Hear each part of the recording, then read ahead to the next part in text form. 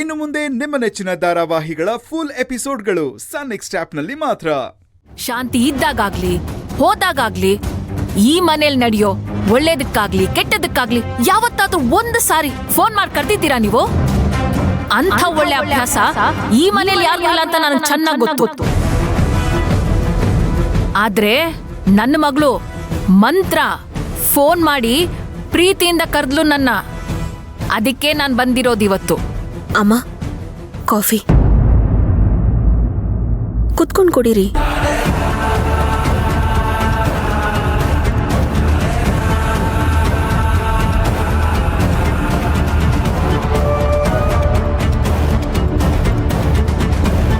ನಾನು ಅನ್ಕೊಂಡಿದ್ದೆ ಮಂತ್ರ ಬರೀ ಬಾಯಿ ಮಾತಿಂದ ಕರೀತಾಳೆ ಅಂತ. ಆದ್ರೆ ಅವಳು ಅದನ್ನು ಸುಳ್ಳು ಮಾಡ್ಬಿಟ್ಲು. ನನ್ನ ಶಾಂತಿ ನನ್ನ ಕರೆದ್ರೆ ಹೇಗಿರ್ತಿತ್ತೋ ಹಾಗಿತ್ತು ಅವಳ ಧ್ವನಿ. ಮಂತ್ರ, 1 ನಿಮಿಷಮ್ಮ. ಮಂತ್ರ, ತಗೊಮ್ಮ ಇದನ್ನ. ಏನಮ್ಮ ಇದು? ತಗೋ ಸುಮ್ನೆ. ಅಲ್ಲ, ಇದೆಲ್ಲ ನೀವ್ಯಾಕೆ ತರಕ್ ಹೋದ್ರಿ? ಒಬ್ಬ ತಾಯಿ ಮಗಳಿಗೆ ಕೊಟ್ರೆ ತಗೊಳಲ್ವಾ? ನೀನ್ ನನಗ್ ಫೋನ್ ಮಾಡಿ ಅಮ್ಮ ಬನ್ನಿ ಅಂತ ಕರ್ದೆ. ಬರೀ ಕೈಯಲ್ಲಿ ಬರಕ್ಕಾಗತ್ತಾ? ಇದ್ರಲ್ಲಿ ಒಡವೆ ಇದೆ, ಸೀರೆ ಇದೆ, ನನ್ ಕೈಲಾದಷ್ಟು ತಂದಿದ್ದೀನಮ್ಮ. ಅಮ್ಮ, ಇದನ್ನೆಲ್ಲ ಯಾಕೆ ತರಕ್ ಹೋದ್ರಿ? ನಿಜವಾಗ್ಲೂ ನೀನು ನನ್ನ ಅಮ್ಮ ಅಂತ ಕರ್ದಿದ್ರೆ ಇದನ್ ತಗೋ. ಅಮ್ಮ, ಏನು ಅಂತ ಮಾತಾಡ್ತಿದ್ದೀರಾ? ನಾನೇ ನಿಮ್ಮನ್ನ ನನ್ನ ತಾಯಿ ಅಂತ ಕರೆದಿದ್ದು. ತಗೋ, ಮಾತಾಡ್ಬೇಡ, ತಗೋ.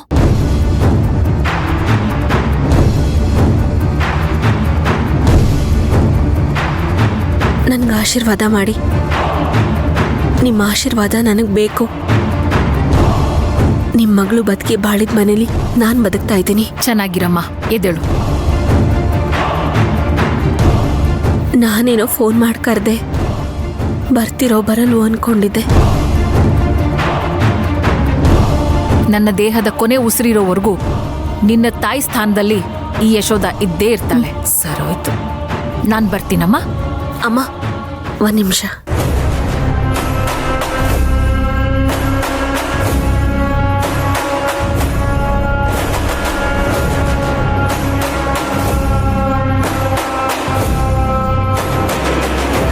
ತಗೊಳ್ಳಿ ಅಮ್ಮ.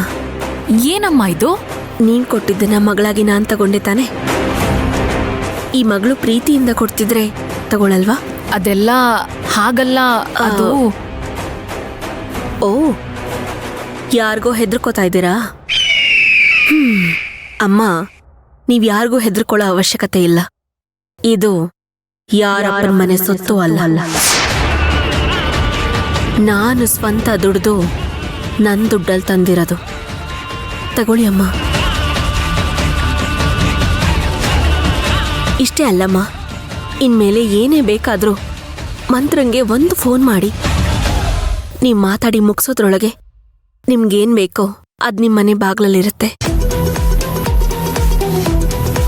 ನಾನ್ ನಿಮ್ಮನ್ನ ಶಾಂತಿ ಅಷ್ಟು ಚೆನ್ನಾಗಿ ನೋಡ್ಕೊಳಕ್ಕಾಗತ್ತೋ ಇಲ್ವೋ ಗೊತ್ತಿಲ್ಲ. ಆದ್ರೆ ನೋಡ್ಕೊಳ್ಳೋ ಪ್ರಯತ್ನ ಅಂತೂ ಖಂಡಿತವಾಗ್ಲೂ ಮಾಡ್ತೀನಿ.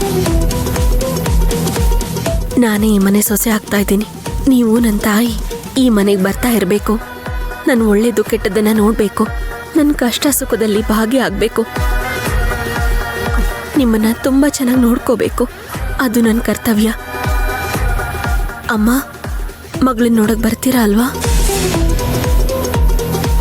ಶಾಂತಿ ಇದ್ದಾಗ್ಲೂ ಅಷ್ಟೇ ಕಣಮ್ಮ. ಇಲ್ಲಿಗೆ ಯಾವಾಗ ಬಂದ್ರೂ ಕೈ ತುಂಬ ಏನಾದ್ರೂ ಕೊಟ್ಟು ಕಳ್ಸೋಳು. ನೀನು ಪ್ರೀತಿ ಕೊಡ್ತಾ ಇದೀಯಾ, ಹೃದಯ ತುಂಬಿ ಬಂದ್ಬಿಡ್ತಮ್ಮ. ಮನಸ್ಸು ತುಂಬಿ ಹಾರೈಸ್ತಾ ಇದ್ದೀನಿ. ನೀನು 100 ಕಾಲ ಚೆನ್ನಾಗಿರು. ನಾನು ನಿಶ್ಚಿತಾರ್ಥಕ್ಕೆ ಬರ್ತೀನೋ ಇಲ್ವೋ ಗೊತ್ತಿಲ್ಲಮ್ಮ. ಆದ್ರೆ ನನ್ನ ಉಸಿರಿರೋವರೆಗೂ ನಿನ್ನ ತಾಯಿಯಾಗಿ ನಾನು ಸದಾ ಇರ್ತೀನಿ. ನಾನು ಬರ್ತೀನಮ್ಮ. ಆಶೀರ್ವಾದ ಮಾಡಿ. ಚೆನ್ನಾಗಿರಮ್ಮ. ಅಮ್ಮ, ಬಾಯ್ ಬಾಯ್.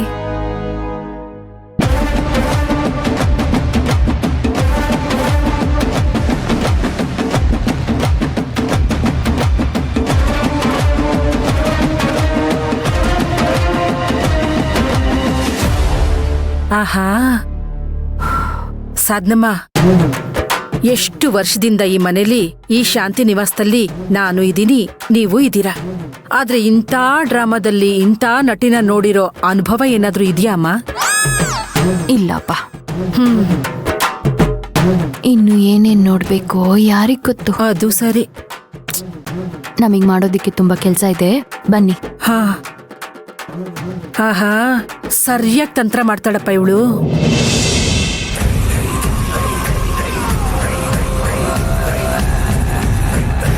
ಡೂಪ್ಲಿಕೇಟ್ ಲವರ್ ರವಿನ ಕರ್ಕೊಂಡು ಬಂದು ನನ್ನ ಎಂಗೇಜ್ಮೆಂಟ್ನ ನಿಲ್ಸೋಕೆ ನೀವು ಪ್ಲಾನ್ ಮಾಡಿದ್ರೆ, ಶಾಂತಿ ಒರಿಜಿನಲ್ ತಾಯಿನ ನಾನು ಕರ್ಕೊಂಡು ಬಂದು ಎಂಗೇಜ್ಮೆಂಟ್ ನಡೆಯೋ ಹಾಗೆ ನಾನು ಮಾಡ್ಕೊಂಡೆ. ನನ್ನ ಹೆಸರು ಹೇಳಿದ್ದಕ್ಕೆ ನೀವು ಹೀಗೆ. ಇನ್ನು ಮುಂದೆ ನನ್ನ ತಂಟೆಗೇನಾದರೂ ಬಂದ್ರಿ ಅಂದರೆ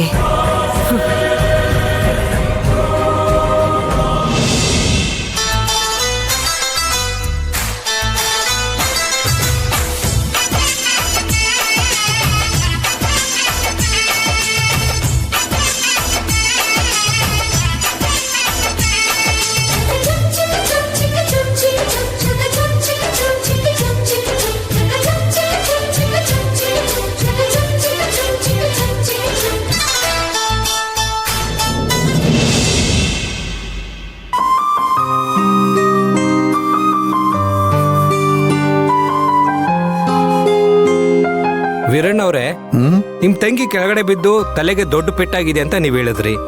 ಆದ್ರೆ ಇದನ್ನ ಪವಾಡ ಅನ್ಬೇಕು, ಆಶ್ಚರ್ಯ ಅನ್ಬೇಕು, ನನ್ಗೊಂದು ಗೊತ್ತಾಗ್ತಾ ಇಲ್ಲ ರೀ.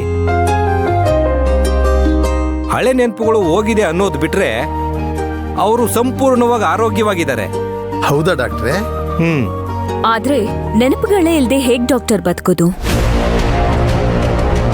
ಆ ನೆನಪುಗಳು ಹೇಗಿರುತ್ತೆ ಅಂದ್ರೆ ಒಳಗಡೆ ಅಕ್ಕಿ ಕಾಳು ಇಲ್ದೇ ಇರೋ ಭತ್ತದ ಜೊಳ್ಳಿನ ತರ ಇರುತ್ತೆ ಡಾಕ್ಟರ್. ನೋಡಿ ಅರ್ಚನಾ ಅವರೇ, ನಮ್ಮ ಮೆದುಳು ಅನ್ನೋದು ಒಂದು ಸ್ಲೇಟ್ ಇದ್ದಾಗೆ. ನೆನಪು ಅನ್ನೋದು ಅದ್ರ ಮೇಲೆ ಬರ್ಕೊಂಡಿರೋ ಅಕ್ಷರಗಳ ಥರ.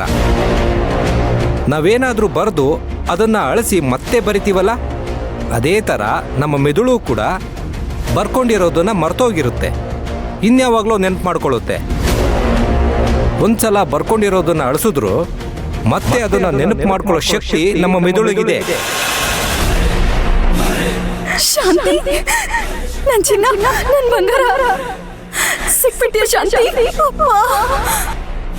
ಅಜ್ಜು, ನಿನಗೆ ಯಾರೋ ಮೋಸ ಮಾಡಿದಾರಮ್ಮ. ಹೌದು ಕಣಮ್ಮ, ಅವ್ರು ಯಾರು ನಂಬಿಸಿ ಮೋಸ ಮಾಡಿ ಹಿಂಗಾಗಿರೋದ್ರಿಂದ ನಮ್ಮನ್ನು ನಂಬ್ತಾ ಇಲ್ವಲ್ಲ, ಏನ್ ಮಾಡೋದು?